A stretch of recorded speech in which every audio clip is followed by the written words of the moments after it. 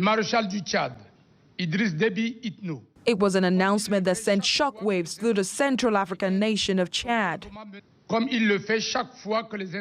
Marshal of Chad, Idriss Deby Itno, as he did every time when the Republic's institutions were seriously threatened, took the heroic lead in a combat operation against terrorists who had come from Libya. He was injured in the engagement and died after being brought back to N'Djamena. Idriss Deby had been visiting security forces on the front lines of war against rebels, but what was meant to be a morale booster has left the Chadian army mourning its commander-in-chief. The military says it died from wounds sustained on the battlefield. A former military general turned rebel leader, Idriss Deby took power in a bloodless coup in 1990. He has remained in power, winning 5 elections and altering the constitution to extend presidential limits.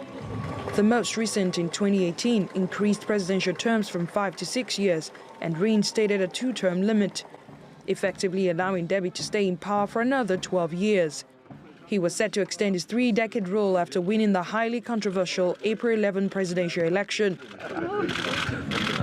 Opposition figures accused Deby of orchestrating a large-scale masquerade and called on their supporters to boycott the polls and make the country ungovernable.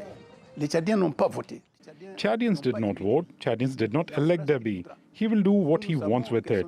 We know what the real results are. We know that the Chadian people unanimously rejected him. Deby never took criticism lightly. With the help of Chad security forces, he ruthlessly cracked down on protesters and opposition candidates who opposed his political ambitions.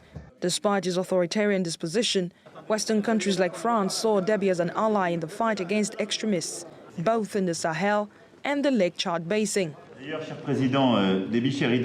President Idriss Deby has already given a vivid token of his commitment with the launching of the battalion that will join the region of the Three Borders in a few days. It's a strong and courageous decision that I salute. It will strengthen the G5 Sahel Joint Force. The government and parliament have been dissolved, a curfew has been imposed, and the borders have been shut. A military council has been appointed to run the country for the next 18 months, led by Deby's 37-year-old son. Adesewa Josh, TRT World.